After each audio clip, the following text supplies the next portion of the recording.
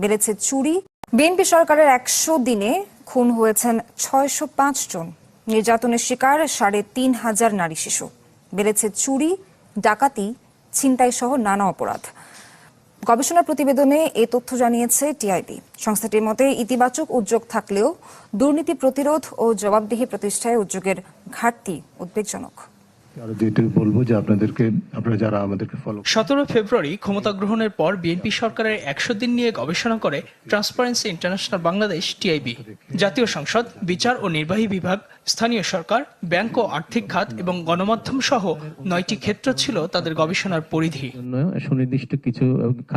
টিআইবির গবেষণা প্রতিবেদনে উঠে আসে, গত মার্চ-এপ্রিলে দেশে ছিনতাই, চুরি, ডাকাতি, অপহরণ ও ধর্ষণের চিত্র ছিল উদ্বেগজনক।